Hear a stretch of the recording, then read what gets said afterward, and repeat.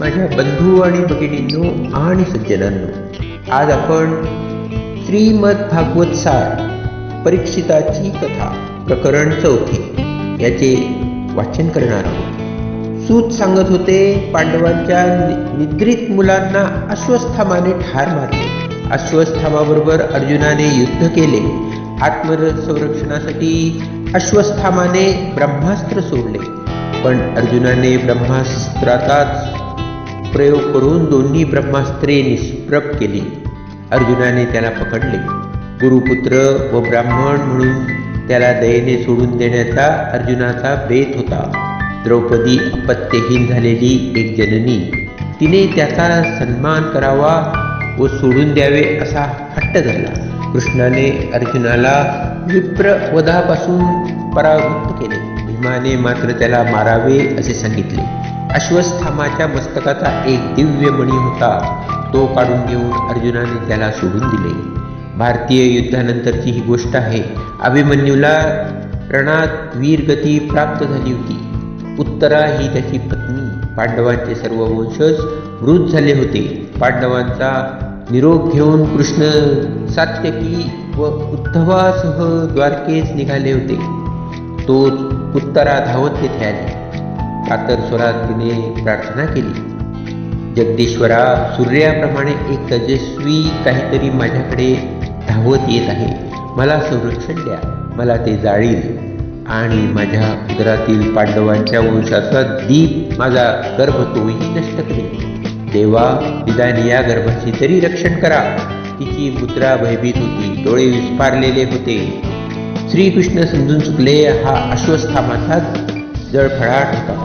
अर्जुनाने दया केली, त्याला सोडून दिले, पण त्याचा द्वेष नष्ट झाला नव्हता. उत्तरेच्या गर्भावर त्याने ब्रह्मास्त्राचा पुन्हा प्रयोग केलेला होता. उत्तरेच्या गर्भाचे रक्षण श्रीकृष्णांनी सूक्ष्म रूपाने गर्भाभोवती सुदर्शना सहित सतत फिरत राहून केले. ब्रह्मास्त्र सुदर्शनालाच विलीन झाले. उत्तरेच्या गर्भात कोण होता? शौनकादिक ऋषीमुनींनो, तोच परीक्षित राजा होय. कुंती त्यावेळी कृष्णाची स्तुती करून म्हणाली, कृष्णा, आम्हाला प्रत्येक संकटाच्या वेळी तू सुरक्षित ठेवलेस. संकटातच माणसाला परमेश्वराची आठवण होते, म्हणून असे म्हणावेसे वाटते की हे परमेश्वर रूपी श्रीकृष्णा, आम्हाला वारंवार संकटे लाभोत, म्हणजे तुझ्या आठवणी काढून आम्ही तुलाच हाक मारू. तुझे विस्मरण घडत असेल तर सुखही आम्हाला नको. वंशाचा संहार धर्माने आपल्या डोळ्यांनी पाहिला होता. तो कुरुक्षेत्रात बाणशय्येवर पडलेल्या इच्छामरणी भीष्मांच्या दर्शनास गेला. धर्माचे मन उदास झाले होते. कृष्ण व पांडवही तिकडे गेले. भीष्मांनी धर्माला मनाचे सांत्वन करणारा व राजनीती, धर्मतत्व, प्रवृत्ती, निवृत्ती, विविध आश्रम धर्म यांचा उपदेश केला. उत्तरायण लागले. भीष्मांना देवयान पंथाने मरणोत्तर गती हवी होती. ते अष्टवसूंपैकी एक होते. त्यांनी स्वेच्छेनेच शरशय्येवर कुरुक्षेत्रात देह सोडला. त्यावेळी श्रीकृष्ण प्रत्यक्षातच त्यांच्या दृष्टीसमोर होता. श्रीकृष्णानेही धर्माला विषण्णतेपासून सोडविले. धर्मसुखाने राज्य करू लागला. काही दिवसांनी पांडवांचा निरोप घेऊन कृष्ण द्वारकेला गेला. त्यावेळी पांडवांना फारच वाईट वाटले. श्रीकृष्ण इतका अधिक काळ राहील तेवढे त्यांना हवेच होते, पण द्वारकेला श्रीकृष्ण गेला तो सर्वांचे मन शांत करूनच गेला. शौनकांनी आठवण करून देत सुतांना सांगितले, आपण कृष्णाचे वर्णन अधिक करणे साहजिकच आहे. ते म्हणाले, पण परीक्षिताचा जन्म कसा झाला ते तर सांगा, आम्हाला उत्सुकता वाटत आहे. होय, सांगतो हा, सूत म्हणाले. आपल्या भोवती कोणीतरी अतिसुंदर तेजस्वी लघु आकृतीचा श्यामसुंदर पितांबरीधारी असा देवसदृश मनुष्य फिरत आहे. त्याच्या उजव्या हातात गरगर फिरणारे चक्र आहे असे त्या गर्भस्थ बालकाने पाहिले. त्याच्या लक्षात हे स्वरूप राहिले. यथाकाल उत्तरा प्रसूत होऊन तिला पुत्र झाला. तो मोठा शुभलक्षणी चक्रवर्ती राजा होईल असे ज्योतिषांनी सांगितले. गर्भावस्थेतच त्याने श्रीकृष्णाला पाहिले होते, म्हणून त्याचे नाव परीक्षित, पूर्ण पाहणारा असे दृढ झाले. धर्मराज युधिष्ठिरला सुंदर शुभलक्षणी नातू पाहून आनंद झाला. आपल्या हातून आप्तजनांची हिंसा झाली म्हणून धर्माच्या मनात चुटपुट लागून राहिली होती. त्याने मनाची चुटपुट काढून टाकण्यासाठीच नंतर 3दा अश्वमेध यज्ञ केला. त्यावेळी श्रीकृष्ण स्वतः उपस्थित होते. त्यानंतर अर्जुनासह ते द्वारकेला गेले. विदुरही तीर्थयात्रेसाठी गेला. वाटेत त्याला उद्धव भेटला. उद्धवाजवळ भगवत भक्तीचे वार्तालाप करून पुढे भगवान मैत्रेयाजवळ विदुराने आत्मज्ञान श्रवण केले. विदुर परत हस्तिनापुराला आला. त्यावेळी धर्माने तीर्थयात्रेची व यादवांची सर्व चौकशी केली. विदुराने सर्व वर्णन केले, पण यदुकुलाचा नाश झाला ते वृत्त मात्र धर्माला सांगितले नाही. कारण धर्म आधीच उदास झालेला. त्या श्रीकृष्णांच्या वंशावर त्याचे अपार प्रेम होते, त्यामुळे त्याला फार दुःख झाले असते. कलियुगाच्या प्रभावामुळे विदुरालाही जीव नकोसा झाला होता. धृतराष्ट्राजवळ त्याने धर्माचे हस्तिनापूर सोडून जाण्याची गोष्ट काढली. 100 पराक्रमी पुत्र मरण पावले. ज्या पांडवांशी वैर केले त्यांच्याच आधाराने राहावे लागेल. भीष्माच्या कृपेवर 4 घास मिळतील तेवढे मी गिळावे आणि पुत्र्याच्या मोलाने जगावे, यात काय पुरुषार्थ आहे. अंध धृतराष्ट्राला विदुराने अनेक प्रकारांनी युक्तीने समजावून सांगितले. आता गांधारीसह तेथून निघून जाऊया. अरण्यात राहून ईशचिंतनात उरलेले आयुष्य काढूया. विदुर म्हणाला, हो ना. करता करता धृतराष्ट्र जायला तयार झाला. एका रात्री धृतराष्ट्र व गांधारी यांना घेऊन विदुर हस्तिनापुरापासून गुपचूप दूर निघून गेला. धर्माने त्यांच्या राजगृहात प्रवेश केला. तो दुसऱ्याच दिवशी नित्य 3 क्रमाप्रमाणे वृद्धांना नमस्कार करण्यासाठी तो तेथे तिघेही नव्हते. धर्माने हाका मारल्या, विदुर काका, अहो धृतराष्ट्र काका, अहो गांधारी देवी. फक्त त्यांच्याच हाकांचे पडसाद भिंतीतून उमटले. संजय पुढे आला. तोच उरला होता. तिघे जण तीर्थयात्रेला गेले. त्याने नमनपूर्वक विदित केले. धर्मराजाला धक्काच बसला. हे श्रेय हरपले. त्याचा शोक झाला. संजयाच्या अश्रू बरोबरच धर्मराजाचे अश्रू आंधळ्या धृतराष्ट्रासाठी, डोळ्यांवर पट्टी बांधणाऱ्या साध्वी गांधारीसाठी आणि पांडव हितेची यमधर्मरूपी विदुरासाठी वाहत राहिले. त्यांच्या मनासमोर सारा इतिहास, सुखदुःखांचे सारे प्रसंग राहत होते. देवर्षी नारद अशा वेळी तेथे आविर्भूतपणे आले. धर्माचे सांत्वन करून ते म्हणाले, युधिष्ठिरा, मनातील शोक काढून टाक. विरह व मरण कोणाला चुकलेले नाही. हिमालयाच्या दक्षिणेस गंगा नदी जेथे 7 प्रवाहांनी वाहते तेथे धृतराष्ट्र व विदुर अग्निहोत्र करीत आहे. पुढे कशाच्याही त्यांना वासना उरलेली नाही. 5च दिवसांनी अंध धृतराष्ट्र व गांधारी स्वच्छेने देह सोडून जातील. विदुरही तीर्थयात्रेला निघून जातील. या जगात कोण चिरकाळ टिकला आहे? सर्व मर्त्य आहे. तू रडून नको. तुझेही मन अनासक्त ठेव. धर्मराजाचे नारदांनी सांत्वन केले खरे, पण विनयस्क धर्मपंकहीन गरुडाप्रमाणे असहाय्य दिसत होता. अर्जुन द्वारकेला गेला होता. पुष्कळ दिवस झाले तो येत नव्हता. त्याची वाट पाहता पाहता धर्म काळजी करू लागला. 7 महिने गेले. भीमाजवळ धर्माने आपली चिंता बोलवून दाखवली. मनात नाना शंका निशंका येऊ लागल्या. अपशकुनही होऊ लागली. कुणाची अवतार लीला समाप्त झाली की काय? अर्जुनाचे काही बरे वाईट तर झाले नाही ना? मन चिंती ते वैरी न चिंती. धर्माचे मन व्याकुळ झालेले होते. नकुल सहदेवांना जवळ बोलवून तो वारंवार अर्जुनाच्या आठवणी काढू लागला. भीमाचे सरळ मन वडील भावांचे सांत्वन करण्यास शब्द शोधित होते. द्रौपदीच्या मनाची गोष्ट ती कोणाजवळ बोलणार? कृष्ण तिच्या दैवी नात्याने भाऊ होता. भूभार उतरवण्यासाठी, दुष्टांचा संहार करण्यासाठी जगताच्या रंगभूमीवर आलेले नर नारायण म्हणजेच अर्जुन व कृष्ण हे तिला माहीत होते. आणि ती तर त्यांचीच तपश्चर्या करून यज्ञातून अवतीर्ण झालेली होती. संहाराला निमित्त कारण होणारी शक्ती होती. कृष्ण रूपात तिचा बंधू, अर्जुन रूपात तिचा पती आणि द्रौपदी ही त्यांची शक्ती. कृष्णा अर्जुनांबद्दलची तिची काळजी लौकिक व अलौकिक दोन्ही प्रकारची होती. अशाच एका दिवशी दूताने पुढे येऊन धर्माला वृत्त सांगितले. धनुर्धराचे अग्रणी महाराज अर्जुन द्वारकेहून येत आहे आणि त्यांची परिस्थिती ठीक नाही. धर्मराजाची आतुरता विषादाला बरोबर घेऊन मुख्य दरवाजापर्यंत गेली होती आणि संगतीचे थोडेसे सैन्य मागे ठेवून अर्जुन पुढे आला होता.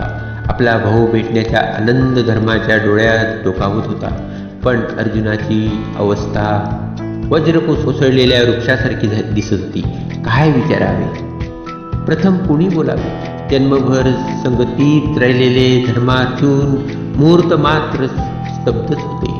भीम, नकुल, सहदेव आसमंती बसलेलेच होते. द्रौपदीच्या विषण्णतेला मर्यादेने बाण घातलेला होता. कृष्णाचेच कुशल प्रथम विचारायचे होते, तरीही विघ्नशंकी धर्माने अवांतर चौकशी असलेली केली आणि सरते शेवटी भीतच प्रश्न विचारला. अर्जुना, बाकीचे सगळे सांगितले, आता सांग, कृष्णाच्या संगतीत तुझे महिने दिवसासारखे गेले ना? कृष्ण कसा आहे? मला त्याचे वृत्त कळायला हवे. याच प्रश्नाला अर्जुन भीत होता. तो पटकन एवढेच म्हणाला, महाराज, श्रीकृष्णाची व आपली आता ताटातूट झालेली आहे. होय, आता यदुराय नाही, आता सारथी नाही, आपला कर्णधार नाही, माझा प्राण नाही, द्रौपदीचा भाऊ नाही, पांडवांचा प्रिय मित्र नाही, दिवा नाही, आता अंधार आहे, अंधार आहे. तो नसता तर अर्जुन ठरला नसता. आठवणी अश्रुत मिसळून बाहेर पडत होत्या.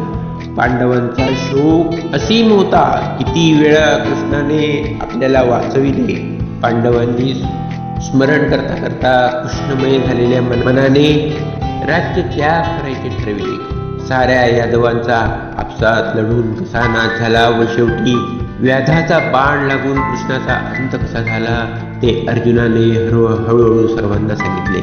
हस्तिनापूर सोडून धर्म निघाला, चारी भाऊ निघाले, द्रौपदीही निघाली. सर्व तऱ्हेचे गृहस्थांचे संस्कार त्यांनी टाकून दिले. उत्तर दिशेने ते चालत निघाले. कृष्णही गेला. आता येथे काय ठेवले आहे? महाप्रयाण, पाय थकून शरीर गतप्राण होईपर्यंत चालत राहणे. कोणाचे किती सत्व, किती पुण्य असेल तेवढा तो उत्तरेकडे चालणार. मनी कृष्णाचे चरण, पुढे स्वेच्छेने मरण. हिमालय शुभ्रतेची गगनस्पर्शी उंची, उत्तुंग अलिप्त विलोभनीय, पृथ्वीचा मानदंड, देवतांचे निवासस्थान, तेथून पुढे स्वर्गमाथा. चालत चालत चालत ते 5 पांडव आणि 6वी द्रौपदी राजमुकुट विरक्त झालेले. धर्मानुसारी सर्व शक्ती जगाकडे पाठ फिरवून निघून गेल्या एकामागून. आणि यमधर्मही विदुराचा देह सोडून प्रभास क्षेत्रातून आपल्या लोकात गेला. परीक्षिताचे हस्तिनापूर. येथून पुढे त्या पुण्यवंत पराक्रमी पुरुषाचे चरित्र सांगतो. सूत शौनकादिकांना सांगत होते. ऐकणाऱ्यांना हुरहुर लागली होती. यादवांसकट कृष्णाचा, आप्तासकट कौरव पांडवांचा, पुण्याई सकट धर्मशीलतेचा युगांत ऐकताना हृदय व्यथित झाले होते. एक मोठी परंपरा पाठीशी येऊन परीक्षित रक्तलांछित धरित्रीवर सत्कर्माचा वर्षाव करून प्रजांना सुखी करीत होता. प्रजाजनांच्या तोंडी अजून पांडवांच्या कथा, कृष्णाची पराक्रम गाथा आणि पृथेच्या व्यथा ताज्या आठवणी म्हणून होत होत्या. परीक्षिताच्या कानी त्या गौरवगाथा नित्य पडत होत्या. दिग्विजयाला निघाला तरी जय जयकार पूर्वजांचाच होत होता, कृष्णांचाच होत होता. त्यांचे मन भक्तीने भरून येत होते. साम्राज्यात कलीचा प्रवेश झाल्याने त्याला कळले होते. नगरानगरातून धर्माचे रक्षण करीत त्यांचा रथ चालला होता. जनमेजी आदी त्यांच्या 4ही पुत्रांना धन्य धन्य वाटत होते. मार्गात त्यांना एक आश्चर्य दिसले. एक बैल फक्त एकाच पायावर चालत होता. खरोखरच आश्चर्य. आणि एका वृद्ध क्षीण धेनू बरोबर तो बोलत होता. तो धर्म होता. ती धेनू पृथ्वी होती. परीक्षिताला त्यांची भाषा कळत होती. बैल त्या धेनूला विचारित होता, कल्याणी, तू कुशल आहेस ना? तुझे मुख चिंतेने काळवंडलेले दिसते. तुझ्या मनात काहीतरी दुःख झालेले दिसते. तू माझी तर काळजी करीत नाहीस ना? माझे 3 चरण लुप्त झाले आणि एकच उरला म्हणून दुःख झाले का तुला? हा हा हा, आता लक्षात आले. कृष्ण परमात्मा तुला सोडून गेला म्हणूनच तू दुःखदात झालेली आहेस. धेनुरूपी पृथ्वी म्हणाली, त्याच्या पराक्रमामुळे व प्रभावामुळे तुझे 4 चरण चांगले होते. साऱ्या जगतात धर्माची चतुरस प्रतिष्ठापना होती. तो कृष्णच अवतार संपून गेला. आता कलियुगाचा अंधारच पुढे आहे, म्हणून मला फार दुःख होत आहे. वात्सा धर्मा, तुझी पुन्हा पूर्वस्थिती केव्हा येईल? परीक्षित ऐकत होता. आपले कार्य त्याला मनोमन उमजले. धेनुरूपी पृथ्वीला त्याने वंदन केले. वत्सरूप धर्माला त्याने वंदन केले. त्यांची भाषा, त्यांचा संदेश त्यांच्या हृदयात जाऊन बसला. कलियुगाचा अंधार आपण तो किती दूर करू शकतो? परीक्षित पुढे चालला आणि पुन्हा त्याला आणखीन एक आश्चर्य दिसले. एक ऋषभ व एक धेनू, ती मायलेकरे होती. त्यांचे मागून हातात काठी घेऊन एक राजासारखा वेश केलेला माणूस धावत होता. त्यांना मारित होता. गाय वासरू धडपडत मार खात होती, अंबरत होती. तो माणूस काळा कभिन्न होता. राजाचा वेश होता, पण मुद्रा क्रूर व निर्ढावलेली दिसत होती. परीक्षिताला अत्यंत संताप आला. त्याने त्याला अडविले. त्याची काठी हिसकावून घेतली. गायीला आणि वासराला त्याने ओळखले. ती गाय पृथ्वीच होती व तो ऋषभ धर्मच होता. त्याच्या राज्यात प्रजेला त्रास होतो, तो राजा कसला? दुष्टांचे परिपत्य करणे राजाचे कर्तव्य आहे. त्याने ऋषभाला दुःखापासून सोडविले. पण ऋषभ रूप धर्माने परीक्षिताला दुःखाचे कारण कोणाला माहीत नाही असे सांगितले. त्याने परीक्षिताला ज्ञान दिले. धर्मरूपी ऋषभाचे 4 चरण असतात: तप, पवित्रता, दया आणि सत्य. कलियुगात फक्त सत्यच उरले. एकच चरण उरला आणि कलियुग तर त्याचाही नाश करण्याचा प्रयत्न करीत आहे. परीक्षिताने त्या राजवेशधारी माणसाला धरले. त्याला मारण्यासाठी आपले खड्ग उपसले. तो माणूस म्हणजे मूर्तिमंत कलीच होता. आता आपण मरणार म्हणून कली परीक्षिताच्या पाया पडला. त्याला शरण गेला. मला मारू नको, तू मला कुठेतरी राहायला जागा दे, त्याने विचारले. परीक्षित महाज्ञानी होता. त्याने पूर्ण विचार केला. कलीला त्याने म्हटले, अरे, तुझ्यामुळेच तर मानवांचा ऱ्हास व नाश होतो. माझ्या ब्रह्मावर्तात तुला कशी जागा देऊ? तू दुसरीकडे जा. कलीमुळेच लोकांची बुद्धी नष्ट होते. पण शरणागताला अभय दिलेच पाहिजे. शिवाय तुझेही काही सद्गुण मला माहीत आहेत. आता असे करतो, हे पहा, तू 5 स्थानात राहा, बाकी कुठेही राहू नको. द्यूत, मद्यपान, परस्त्री हिंसा आणि सुवर्ण यांच्या आधाराने तू राहा. खरेच परीक्षिताला लोकांची खरी परीक्षा होती. जुगार कलहाला व सर्वनाशाला कारण होतो. शौनक हो पांडवांचेच उदाहरण पुरे आहे. आणि मद्यपान, एका मद्यपानाने मनुष्य उन्मत्त झाला की अगदी कोणतेही दुष्कर्म करायला तयार होतो. परस्त्रीची अभिलाषा, दुःशासनाचे उदाहरण आणि रावणाचे उदाहरण अगदी सहज आठवतील. सुवर्ण म्हणजे संपत्ती, पैशासाठी कलह तर केव्हाही लागतो. कलहाची 5 कारणे. कलियुगाचा प्रभाव ज्यातून पडतो. हिंसा सर्वत्रच आहे. पण कलीला सद्गुणी म्हणणाऱ्या परीक्षिताला आणखीही काहीतरी पाहिजे होते. कलियुगात प्रत्यक्ष दुष्कर्म हातून घडल्याशिवाय ते फळ देत नाही. त्याचे पाप गणले जात नाही. पण सत्य संकल्प जरी मनात आले तरी ते सत्कर्म घडल्यासारखेच त्याचे फळ मिळते. पापकर्म हातून होणार नाही तर अधर्म वाढणार नाही. सत्कर्माला सत्संकल्पनानेच प्रारंभ होतो. परीक्षिताने हा कलियुग ओळखून त्या गुणालाही स्थान दिले. धर्मरूप ऋषभ तेच होता. तपस्या, पवित्रता व दया हे त्याचे 3 पाय परीक्षिताने पुन्हा जोडले. कलियुगातही धर्म हा सत्य, तप, शुचित्व आणि भूतदया यांनी चालतो. सूत सांगत होते, सारी ऋषी मंडळी धेनू, ऋषभ व बली यांचे मर्म समजून घेत होती. सूत पुढे म्हणाले, असा परीक्षित तो अत्यंत निर्भय होता. तक्षक त्याला दंश करायला आला त्यावेळी तो मरणाला भ्यायला नाही. शुकदेवाच्या उपदेशाने त्याने परमगती प्राप्त केली. आपला अंतकाळ जवळ आला हे कळताच त्याने गंगेच्या तीरावर व्रतस्थ राहून हरिकथेचे श्रवण केले व शेवटी तक्षक दंशाचे निमित्त होऊन तो वैकुंठाला गेला. शौनक म्हणाले, सुता, ही सगळी गोष्टच सांगावी. तक्षक कोण? तो त्याला का दंश करायला आला? शुकदेवांनी काय सांगितले? आम्हाला उत्कंठा लावता तुम्ही, सर्व गोष्ट सांगा. सूत म्हणाला, परीक्षित एकदा मृण्मयेसाठी वनात गेला होता. पुष्कळ वेळ झाला, त्याला भूक व तहान लागली होती.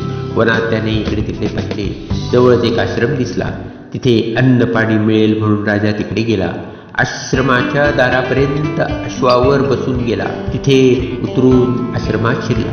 शांत वातावरण, सावधी, श्रम परिहार व्हायला हवा. तो आत पाहतो तो शमी ऋषी ध्यानस्थ बसले होते. राजा आल्याचे त्यांना भान नव्हते. समाधीत मग्न. आपले स्वागत झाले नाही याचा राजाला राग आला. काय करावे? आश्रमात आणखीन कोणी नव्हते. तहानेने व भुकेने कसावीस झालेला राजा क्षणभर विवेक विसरला. ऋषींवर तो मनातल्या मनात रागावला. आश्रमाच्या बाहेर एक मृत सर्प पडलेला होता. बाणाच्या टोकाने तो सर्प त्याने उचलला व ऋषींच्या गळ्यात पडेल असा फेकला आणि तो तसाच निघून गेला. तो गेला आणि शमिकाचा पुत्र बाहेरून आला. राजा दूर जात होता. त्याने राजाला पाहिले, पण तो हाकेच्या पलीकडे गेला होता. आता आत येतो तो ध्यानस्थ पिता. गळ्यात मृत सर्प. तपस्वी पुत्राला अत्यंत संताप आला. हातात मंत्रजळ घेऊन त्याने राजाला शाप दिला.